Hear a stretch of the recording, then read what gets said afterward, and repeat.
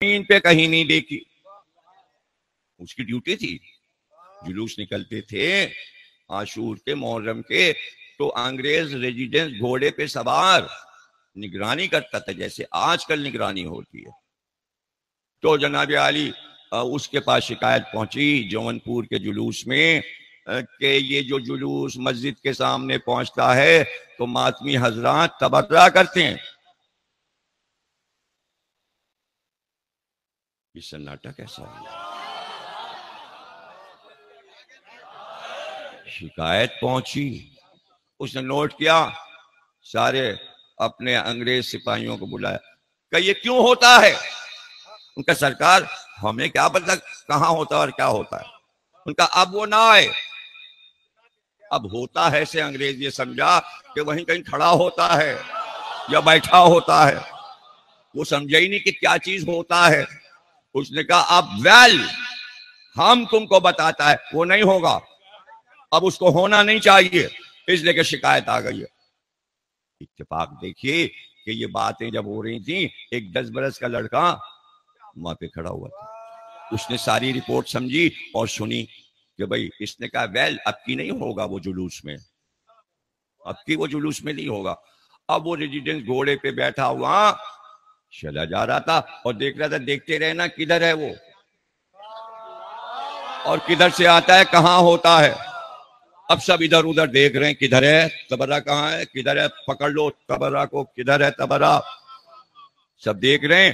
اور ایک لمبی داڑھی، لمبا کرتا، اونچی شلوار، وہ آ کے کھڑے ہو گئے اپنے پورے گروپ کے ساتھ کہ اب پتہ چلے گا ان کو. آئیں تو یہ ذرا ماتم کرتے ہوئے مسجد کے سامنے، پھر دیکھتے ہیں اب تو ریزیڈنس صاحب کو معلوم ہو گیا ہے. لڑکا چپکے سے ریزیڈنس کے پاس گیا، پیروں پہ ہاتھ رکھ کے کہنے لگا ریزیڈنس صاحب آپ اسے تلاش کر رہے تھے؟ اس نے کہا ہاں. کہاں ہے، کدھر ہے؟ کہنے وہ مسجد کے دروازے پہ جو کھڑا، یہی ہے تبرہ. اس نے بولا ویل اس کو پکڑ لو. جزاک اللہ، ماشاء اللہ.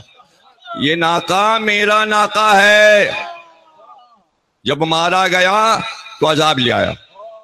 اتنی نسبت اپنی طرف دے دی، اتنی پسند ہے اونٹنی سالے کی کہ اگر قوم اسے مارے گی تو ہم عذاب لے آئیں گے، پوری قوم کو تباہ اور برباد کر دیں گے. اور کر دیا. اور اونٹنی کو چھپا لیا پتھر میں، بچے کو چھپا لیا. اب کسی کو پتہ ہی نہیں اونٹنی کی میت کہاں گئی. اللہ نے چھپا لیا اس لیے کہ اس کی تھی، اللہ کا معجزہ تھی اونٹنی. تو جانور کو اگر نسبت دے دیں اپنی طرف،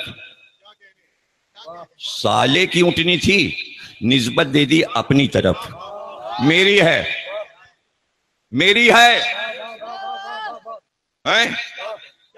تو اگر علی کے گھوڑے کو اپنا کہہ دے تو موت کیوں آ رہے؟ بلادیات زبان فالموریات قدن فالمغیرات صبحن، قسم ہے تیز دوڑتے ہیں.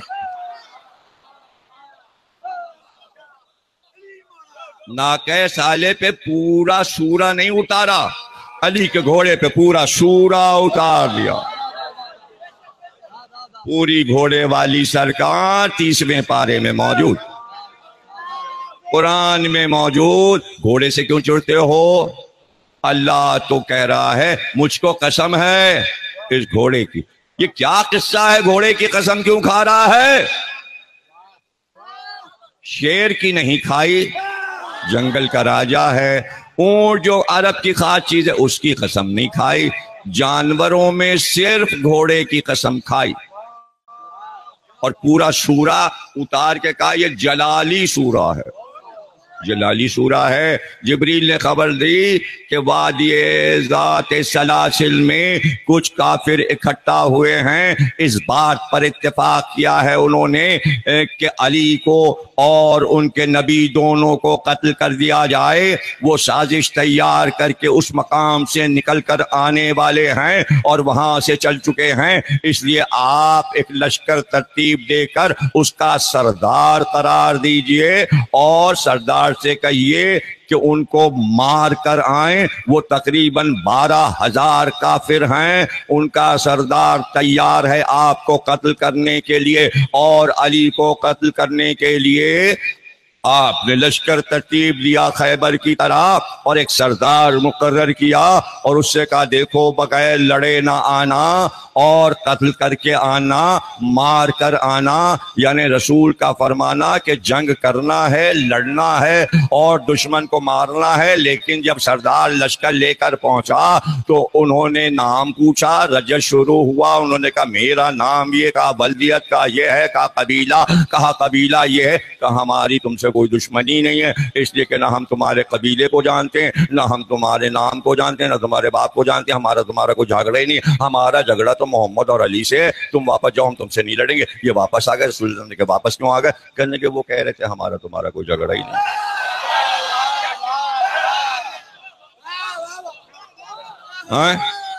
اللہ اور رسول کا جس سے جھگڑا ہو، اگر اس سے آپ نے دوستی کر لی تو اللہ کو یہ بات پسند نہیں۔ مسلمانوں کو پہلے یہ پتہ لگانا چاہیے کہ اللہ اور رسول کی لڑائی کن کن لوگوں سے ہے، ان سے دوستی نہیں کرنا، مسلمانوں کو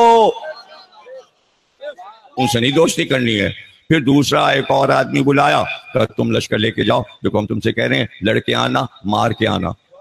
وہ گئے، ان کا تمہارا نام، انہوں نے کہا ولدیت یہ، قبیلہ یہ، اچھا تو ہمارا تمہارا جھگڑا کیا ہے؟ تم ہمیں نہیں جانتے، ہم تمہیں نہیں جانتے۔ وہ بھی واپس آ گئے۔ 3-4 آدمیوں کو بہرحال بھیجا اور یہی قصہ ہوا کہ بغیر لڑے واپس آ گئے۔ پھر حکم آیا علی کو بھیجئے، علی کو بھیجئے۔ مولا علی ایک زنجیر تلوار لے کر گئے۔ زنجیر اس لیے لے کر گئے، اس لیے اس لڑائی کو کہتے ہیں ذات سلاسل۔ سلاسل کہتے ہیں زنجیر کو، لوہے کی زنجیر کو۔ علی زنجیر لے کر گئے کہ فتح کے بعد ان کافروں کو گرفتار کر کے زنجیر میں باندھ کر لایا جائے گا۔ آپ رات میں روانہ ہوئے اور پہاڑیوں کا سفر تھا۔ آپ کا گھوڑا پہاڑیوں پر اس طرح دوڑ رہا تھا، چونکہ اوپر کی چڑھائی پہ جب جانور چڑھتا ہے تو اس کے نتنوں سے سانسوں کی آوازیں تیز آنے لگتی ہیں، اور جب وہ تھکنے لگتا ہے تو منہ کا جھاگ گرنے لگتا ہے، اور چونکہ گھوڑے کے سموں میں لوہے کی نال لگی ہوتی ہے اور کیلیں لوہے کی ہوتی ہیں، لوہا جب پتھر سے ٹکراتا ہے تو چنگاریاں نکلتی ہیں۔ تو منظر یہ تھا کہ راستے میں ایسا لگتا تھا جگنو چمک رہے ہیں، گھوڑے کے پاؤں میں جگنو چمک رہے ہیں، اور گھوڑوں کی سانسوں کی آوازیں آ رہی تھیں، اور گھوڑے کے منہ سے پھین گر رہا تھا، اور وہ فراٹے بھرتے ہوئے سانسوں کی آوازیں نکالتے ہوئے دوڑتے ہوئے جا رہے تھے۔ پوری رات علی کا گھوڑا دوڑتا رہا، بالکل صبح کو علی ان کے سر کے اوپر تھے، انہیں خبر بھی نہیں تھی کہ کہاں سے حملہ ہو جائے گا۔ علی نے ان پر حملہ کیا اور لشکر سے کہا چاروں طرف سے گھیر لو۔ جیسے ہی گھیرا وہ بھاگنا چاہتے تھے، علی نے وہ زنجیر کا ٹکڑا ان کی طرف پھینکا، زنجیر بڑھتی چلی گئی اور ان کو گرفتار کرتی چلی گئی۔ ایک ہی زنجیر میں علی نے 12,000 آدمی باندھے اور گھوڑے پر بیٹھ کر انہیں کھینچتے ہوئے صلوات پڑھیے گا۔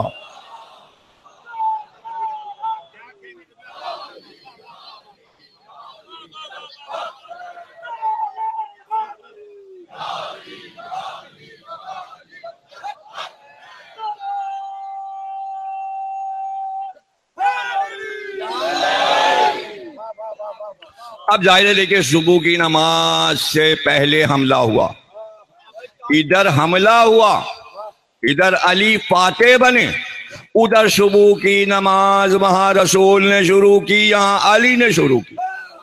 علی نماز پڑھنے لگے انہیں گرفتار کرنے کے بعد یہاں مسجد نبوی میں رسول اللہ نماز پڑھانے لگے، جماعت بنی ہوئی تھی کہ اچانک جیسے ہی سورہ الحمد پہلی رکعت میں ختم کیا، جبریل آئے، کوئی سورہ نہ پڑھیے گا، نیا سورہ آیا ہے۔ جیسے ہی جبریل نے سنانا شروع کیا، رسول اللہ نے پڑھنا شروع کیا، بسم اللہ الرحمن الرحیم، والعادیات ضبحا فالموریات قدحا فالمغیرات صبحا۔